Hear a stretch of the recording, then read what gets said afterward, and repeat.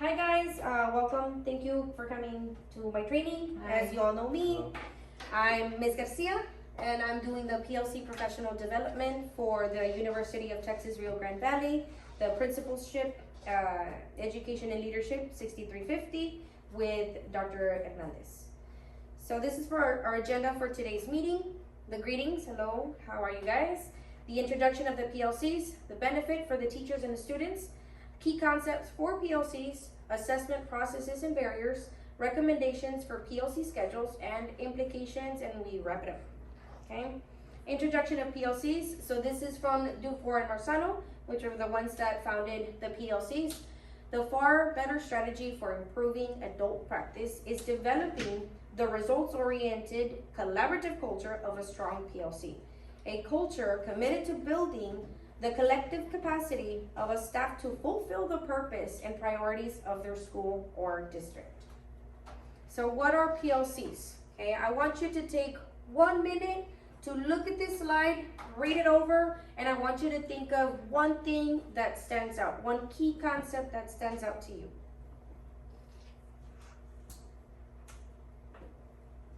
Mr. Gonzalez? Drives improvement. Drives improvement. So professional learning communities, it's an engine that drives improvement. So we have our professional learning communities so that we can adjust to the curriculum and the needs of the students, and it is going to drive our current strategies towards improvement. Yeah, so that's a good one. Best practices? Best practices? Okay, so adjust to the data to provide best practices. So we have these PLCs to communicate and collaborate with each other, because what may not work for you can work for someone else. So we share and come together to see what's working for everybody and what's working most importantly for the students. So that's a good one. And they are ongoing and continuous. Also, Dufour and Marzano did say in their book that they're never perfect. PLCs are never going to be perfect. These plans are never going to be perfect. Education continues to grow, and we continue to adapt according to the needs and the learning styles of our students. So professional learning, these are the PLC's teacher collaboration umbrella. We have the focus on student learning. We have the shared vision, teacher growth, because we're learning all of these strategies. Sharing of instructional practices, where we collaborate and look at what's working for us. Shared values, and student growth. So that's our main focus. Benefits for students and teachers. So some of the benefits for students would be improvement in student achievement, the decrease in achievement gap, and best practices that meet the student needs. And then for teachers, it's beneficial because we have a positive campus culture. We reduce the teacher isolation, the professional growth. We can continue to grow professionally every day. Increased morale and commitment to making adjustments. So it makes us commit to that, to continuously adjust to our planning. Yes? Garcia, what made your PLC successful? So there are key concepts to what does make a PLC successful. So our key concepts are these. So we have supportive and shared leadership. We have collective creativity because we all work together. We have shared values and visions. We're all trying to meet the same goals, right? As a school, as a district. We have supportive conditions. The more we work together, the more we get to communicate with each other, the better we're gonna get along, and the easier it is, or the more comfortable, and the more comfortable we will be to continue to ask questions. And when in doubt, it'll be easier for you to ask a question to another teacher, and so on and so forth. And we shared personal practices. So like I said before, you know, what works for you will probably work for me, or if it didn't work for you, I can try it and see if it works or it doesn't work for me, okay?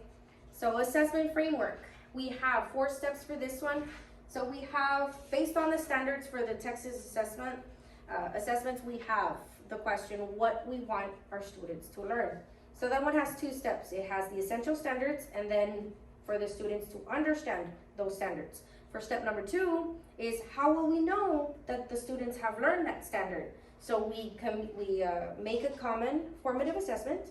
We deliver the lesson, right? We deliver the lesson and then provide that common assessment to see if they actually learned that standard or what that standard asked for, or that skill.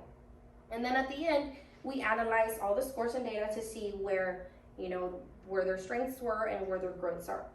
So step number 3 is how to respond when learning hasn't occurred. So if learning hasn't occurred during this assessment, of course we reteach the concept, right, that they had difficulty learning, and then we reassess the learning again. And then step number 4 would be how to respond when learning has happened. So of course, if learning did happen, we don't want to bring them back. We want to praise and continue to motivate. And then we can produce a product based on that standard. So we see, okay, this is really, it gave me really, really good scores. Then I can probably continue to use this with other standards because we knew that it was effective and the students did learn. So we can continue to use that. So for barriers, the barriers that we see are teacher isolation. Okay, there's a lot of teachers in bubbles, in classrooms. There's not much collaboration going on. So the PLCs are going to help us break that barrier of, teacher bubbles.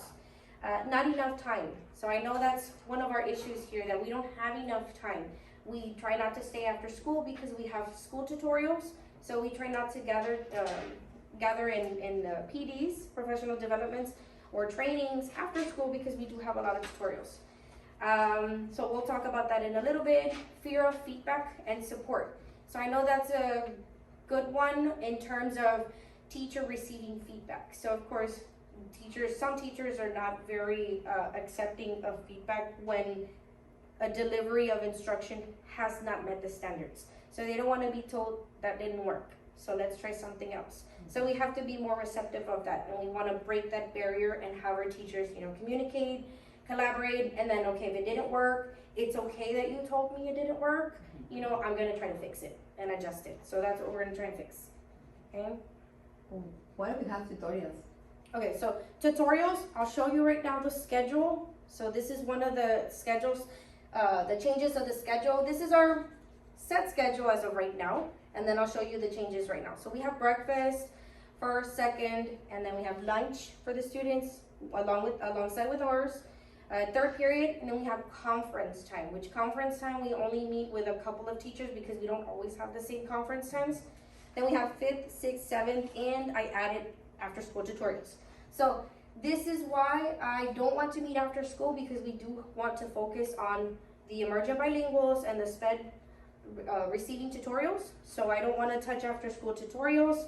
So I developed this monthly PLC, which is from 7:45. We're still here. Clock-in time is at 7:45, right? So we try to organize our classroom, get everything ready for the students, and that really takes us 10-15 minutes. So what this PLC schedule will determine is giving us that set of, a couple of minutes extra during the day that can allow us to gather, our PLCs, our, groups, and all the teachers to meet up for that training. So for PLCs, for professional development, we can have 2 monthly, once a week, every other week for grade levels, and then we can have once a week, every other week for departments. So I know that's always been a struggle with us. We meet, but only in math departments, ELAR. We don't really meet with the electives. We don't really meet with, sports or PE coaches. We try to focus on just ELAR, just math, just science. So these schedules will give us every other week to meet with our respective teams. Okay. So recommended monthly schedule. So this is the one from the department. So this is going to be, again, every other week, 7:45 all the way to 8:20. So the good thing is that the students right now are in breakfast, right? During this time, they're in breakfast. So we don't interact with them. We have the paraprofessionals and the assistants taking care of them during breakfast. We are literally from 7:45 all the way to 8:20 in our classrooms trying to prepare. So this is good time that we can use to develop our PLCs, right? To focus on our PLCs. And it's only once a week. So implications of changes. So implications of changes, we have the see it, name it, and the do it framework. That's kind of what I want you guys to focus on. And then we'll have another training based on that framework so that we can elaborate. I can elaborate more. So we see it, we look at the objective of the standard, right? And then we name the key points or key concepts of those standards, because those are the ones that we're gonna focus on and deliver all of our instruction towards. And then the do it, which is when we put it into action, okay? So for professional development, with these monthly schedules, it's gonna give us a lot more professional development for PLCs, and it's not just gonna be with our content, it's going to be with our grade levels and other people that can give you insight and help you improve your instruction. School culture improvement. So for school culture improvement, it's gonna help us because, like I said before, we're gonna collaborate, we're gonna work together, and more teachers are gonna get to know each other more, rather than just knowing their content area coworkers. And of course, with the decrease of achievement gaps, we're going to have an increase of student achievement. So those are also implications that we're gonna be looking at. And these are the references for this PowerPoint and most of the tables, most of the information. Do you guys have any questions? No? That's it for me. Thank you. Okay. Well, thank you.